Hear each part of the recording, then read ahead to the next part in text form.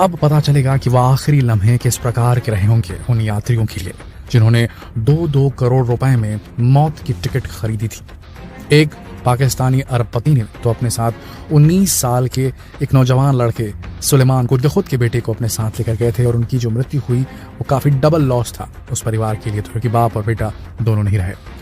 अब जो ये मलबा निकला है उसमें जांच की जाएगी, पर जांच में जो भी कॉन्विक्ट निकले, जो भी आरोपी निकले, जो भी मुजरिम निकले, वो अलग बात है, लेकिन 5 जिंदगियां जो जानी थी वो चली गई। ये अरबपति चाहते थे एक थ्रिल, एडवेंचर और एक फैंडम से भरा उनका एक ये सफर था। टाइटैनिक को लेकर उनका एक क्यूरियोसिटी थी, एक जिज्ञासा थी, एक फैन मोमेंट था टाइटैनिक को देखना अपनी आंखों से, उसके जो मलबे है उसको देखना, निहारना, रीइमेजिन करना टाइटैनिक मूवी के उन सीन्स को जो उन्होंने शायद बचपन में देखी होंगे। सुलेमान जो थे वो काफी ज्यादा ऑब्सेस्ड थे। काफी लोग, इनफैक्ट जो 5 अरबपति थे वो सारे के सारे ऑब्सेस्ड थे टाइटैनिक को देखने, किसी न किसी तरीके से वो टाइटैनिक से अटैच थे। पायलट पॉल हेनरी नार्जुलेट को ही ले लीजिए, वो एक फ्रेंच ओशियोनोग्राफर और फ्रेंच नेवी के ऑफिसर रह चुके हैं, और वो उस टीम के भी हिस्से में थे जिन्होंने 1985 में टाइटैनिक के मलबे को खोजा था। क्या पता था उन्हें कि उसी मलबे को, जिसे शायद उन्होंने कईयों बार देखा होगा अलग अलग डाइव्स के दौरान, उसी मलबे को निहारने के लिए एक बार जब वो जाते रहेंगे तो उनके साथ ये हादसा हो जाएगा। क्या पता था उन अरबपतियों को कि 8 दिन और 7 रातों की ये जो राइड है वो इतनी खतरनाक साबित होगी कि उनकी जान ही चली जाएगी इसमें। दोस्तों, जो शव के टुकड़े मिले हैं वो सिर्फ टुकड़े ही हैं, अवशेष ही हैं, उसमें कोई भी सॉलिड बॉडी पार्ट नजर नहीं आया है, जो दिखाता है कि कितनी बुरी तरीके से इनके शरीर जो है वो पिचक गए थे, चिपट गए थे। बहुत ही विभत्स हालत में मिला है उनके शरीर के अवशेष। उन्हें आप अंगों के अवशेष तक नहीं कह सकते। हो सकता है कि सारे अवशेष मिल चुके हों, कि 4-5 जितने भी लोग होंगे सबके बॉडी के अवशेष एक दूसरे से मिक्सअप हो गए होंगे, क्योंकि काफी छोटे साइज की पनडुब्बी थी, एक ट्रक के साइज की पनडुब्बी थी, ना वहां सीट थी ना ही कुछ और। एक फ्लोर थी, एक जमीन सतह, और उसी जमीन पर बैठ करके ये अपनी यात्रा इन्होंने पूरी की थी। सबसे बड़ी बात और सबसे डरावनी बात ये थी इस पनडुब्बी में कि इसे अंदर से नहीं खोला जा सकता था, खोलने का जो भी डोर था वो बाहर से ही था।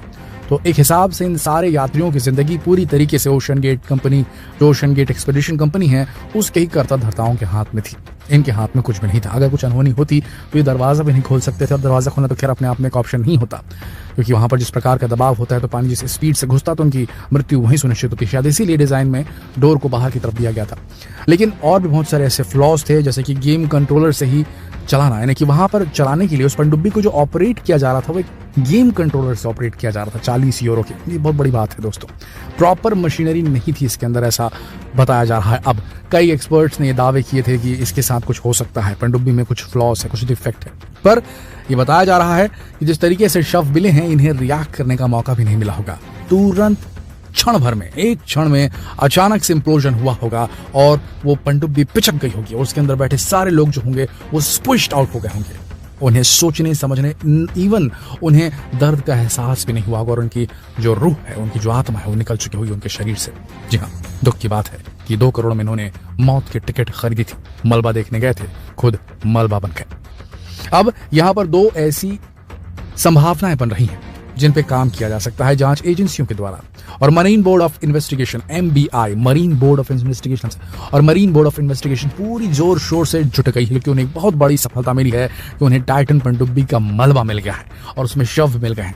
अब यहाँ फोरेंसिक्स वालों के काम शुरू हो जाते हैं, इन्वेस्टिगेशन करने वालों के काम शुरू हो जाते हैं। वो सारी चीज को रिक्रिएट करेंगे, चेक करेंगे कहाँ फॉल्ट है। कार्बन फाइबर जो होता है जिससे मटीरियल बना है, जिससे ये कार्बन फाइबर मटीरियल के माध्यम से इस पनडुब्बी को बनाया गया था, अपने आप में एक एक्सपेरिमेंटल एक सोच थी। कार्बन फाइबर का इस्तेमाल करने से पहले पनडुब्बियों को सिर्फ मेटल से बनाया जाता था, पर इस बार कार्बन फाइबर और टाइटेनियम के मेश का इस्तेमाल किया था ओशन गेट एक्सपेडिशन कंपनी ने, जो कि अपने आप में एक सवाल खड़ा करता है कि क्या कार्बन फाइबर इतना पावरफुल है जो 6000 पाउंड प्रति इंच स्क्वायर के जो लोड है, जो हर इंच पर जहां 6000 पाउंड का लोड पड़ता है उस जगह के दाब को हैंडल कर पाएगा। ये बहुत बड़ा सवाल या निशान था, लेकिन जो हुआ सो हुआ।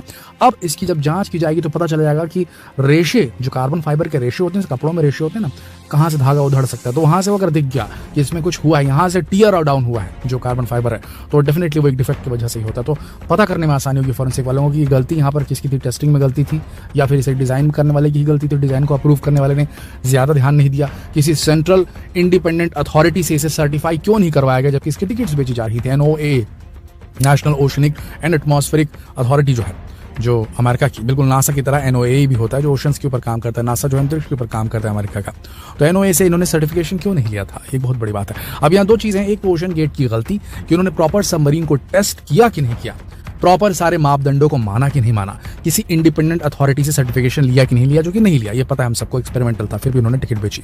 तो यहाँ तो हल्का सा आरोपी की कैटेगरी में ऐसे भी खड़े हो चुके ओशन गेट वाले। अब ये एक संभावना होती है कि भैया आपकी पनडुब्बी ही गलत थी।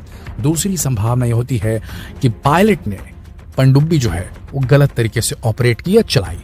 उन्होंने पनडुब्बी को, जो पायलट कौन थे इसमें, पॉल हेनरी नार्जुलेट, काफी एक्सपीरियंस्ड सबमरीन एक्सपर्ट और पनडुब्बी ड्राइवर, सबमरीन ड्राइवर, तो इन्होंने गलती अगर की होगी या इनसे कोई गलती होगी ड्राइव करने में उसमें और ये टकरा गई होगी, क्योंकि देखिए 1600 फीट बहुत ज्यादा दूर नहीं होता समंदर की गहराई में, जिस हिसाब का वेग चलता है वहां पर, तो वहां पर टाइटैनिक के मलबे से टकरा सकती है। जी हाँ, पनडुब्बी जो है वो टाइटैनिक के मलबे से टकरा कर उसमें डिफेक्ट हो जाए, टीयर डाउन हो जाए उसकी जो सरफेस है, और उसके बाद थोड़ी दूर जाने के बाद वो इम्प्लोड हो जाए। तो गलती जो पायलट है उससे भी हो सकती है, पायलट भी गलती कर सकता है।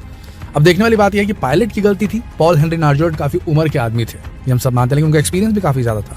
तो पायलट की गलती थी या फिर डिजाइन की गलती थी, ये अब पता चलेगा। लेकिन उनके शरीर जो थे बेहद विभत्स हालत में पाए गए हैं, जिससे पता चलता है कि उन्हें रिएक्ट करने का मौका नहीं मिला होगा डिसीजन लेने का। और वहां भी जब कांटेक्ट टूटा तो तुरंत टूट गया अचानक, उसके पहले एकदम सब कुछ नॉर्मल चल रहा था, एवरीथिंग बस ओके बोल रहे थे नीचे सबमरीन में बैठे लोग, ऊपर कनेक्शन जो उनका था पोलर प्रिंस मदरशिप के साथ, तो उनके साथ सब कुछ एकदम ओके चलता। अचानक से जो कनेक्शन है वो टूटा।